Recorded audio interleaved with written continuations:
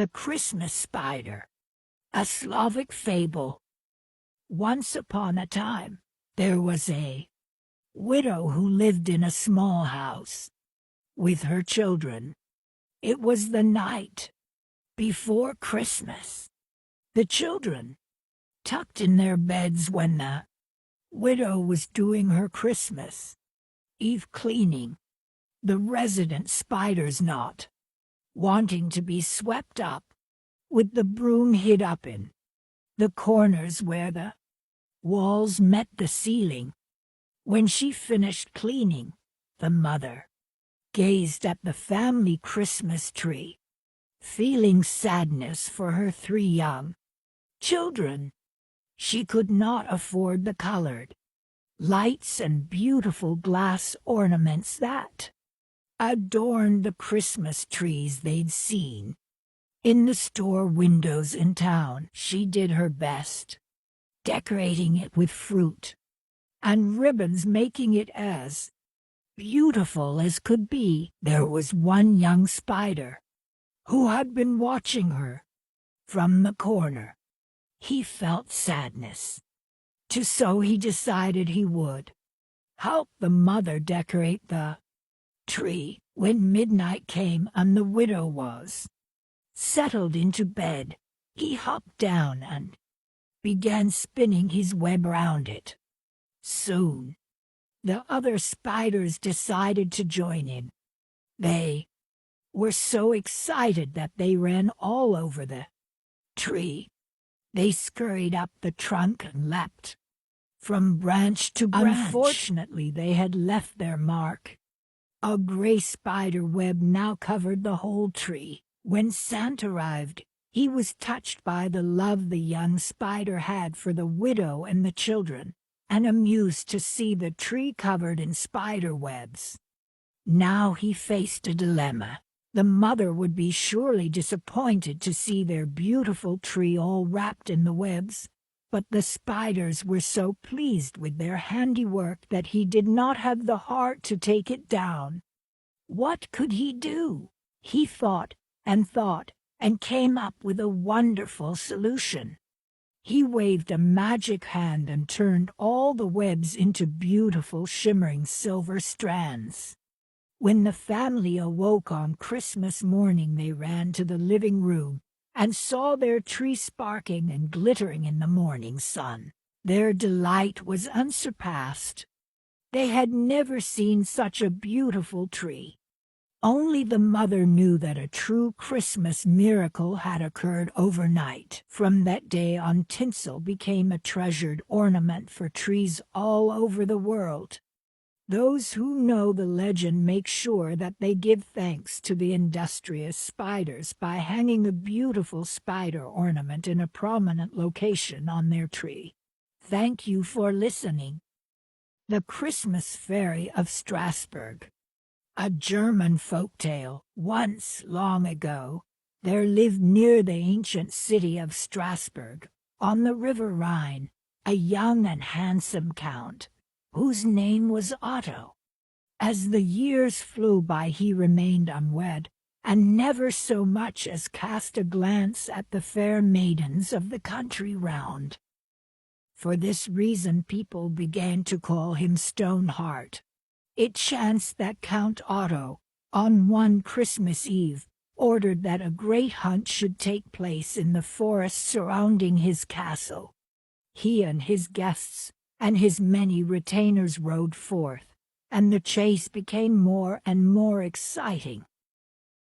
It led through thickets and over pathless tracts of forest, until at length Count Otto found himself separated from his companions. He rode on by himself until he came to a spring of clear, bubbling water, known to the people around as the Fairy Well. Here Count Otto dismounted. He bent over the spring and began to lave his hands in the sparkling tide, but to his wonder he found that though the weather was cold and frosty, the water was warm and delightfully caressing. He felt a glow of joy pass through his veins, and, as he plunged his hands deeper, he fancied that his right hand was grasped by another, soft and small, which gently slipped from his finger the gold ring he always wore. And, lo, when he drew out his hand, the gold ring was gone. Full of wonder at this mysterious event, the Count mounted his horse and returned to his castle, resolving in his mind that the very next day he would have the fairy well emptied by his servants. He retired to his room, throwing himself just as he was upon his couch, tried to sleep, but the strangeness of the adventure kept him restless and wakeful. Suddenly he heard the hoarse baying of the watchhounds in the courtyard, and then the creaking of the drawbridge, as though it were being lowered. Then came to his ear the patter of many small feet on the stone staircase, and next he heard indistinctly the sound of light footsteps in the chamber adjoining his own. Count Otto sprang from his couch, and as he did so there sounded a strain of delicious music, and the door of his chamber was flung open. Hurrying into the next room, he found himself in the midst of numberless fairy beings, clad in gay and sparkling robes. They paid no heed to him, but began to dance and laugh and sing to the sound of mysterious music. In the center of the apartment stood a splendid Christmas tree, the first ever seen in that country. Instead of toys and candles, there hung on its lighted boughs diamond stars, pearl necklaces, bracelets of gold ornamented with colored jewels, aigrettes of rubies and sapphires, silken belts embroidered with oriental pearls, and daggers mounted in gold and studded with the rarest gems. The whole tree swayed, sparkled, and glittered in the radiance of its many lights. Count Otto stood speechless, gazing at all this wonder, when suddenly the fairies stopped dancing and fell back, to make room for a lady of dazzling beauty, who came slowly toward him. She wore on her raven-black tresses a golden diadem set with jewels. Her hair flowed down upon a robe of rosy satin and creamy velvet. She stretched out two small, white hands to the Count and addressed him in sweet, alluring tones. "Dear Count Otto," said she, "I come to return your Christmas visit. I am Ernestine, the Queen of the Fairies. I bring you something you lost in the fairy well." And as she spoke she drew from her bosom a golden casket, set with diamonds, and placed it in his hands. He opened it eagerly and found within his lost gold ring. Carried away by the wonder of it all, and overcome by an irresistible impulse, the Count pressed the fairy Ernestine to his heart, while she, holding him by the hand, drew him into the magic mazes of the dance. The mysterious music floated through the room, and the rest of that fairy company circled and whirled around the fairy queen and Count Otto, and then gradually dissolved into a mist of many colors, leaving the Count and his beautiful guest alone. Then the young man, forgetting all his former coldness toward the maidens of the country round about, fell on his knees before the fairy and besought her to become his bride. At last she consented on the condition that he should never speak the word death in her presence. The next day the wedding of Count Otto and Ernestine, Queen of the Fairies, was celebrated with great pomp and magnificence, and the two continued to live happily for many years. Now it happened on a time that the Count and his fairy wife were to hunt in the forest around the castle. The horses were saddled and bridled, and standing at the door, the company waited, and the Count paced the hall in great impatience. But still the fairy Ernestine tarried long in her chamber. At length she appeared at the door of the hall, and the Count addressed her in anger. "You have kept us waiting so long," he cried, "that you would make a good messenger to send for death." However unintentionally he spoken the forbidden and fatal word, when the fairy, uttering a wild cry, vanished from his sight.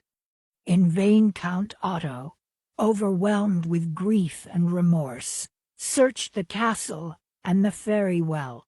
No trace could he find of his beautiful, lost wife, but the imprint of her delicate hand set in the stone arch above the castle gate.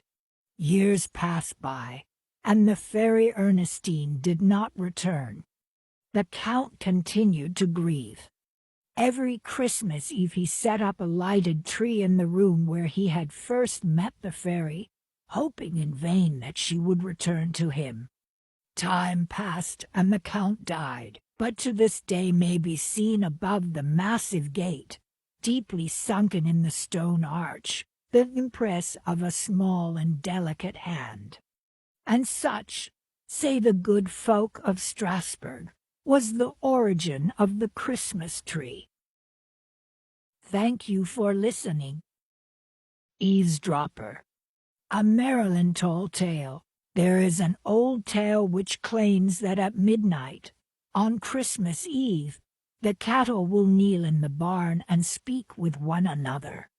Once an old Maryland man decided to test the tale by hiding in the barn at midnight to listen.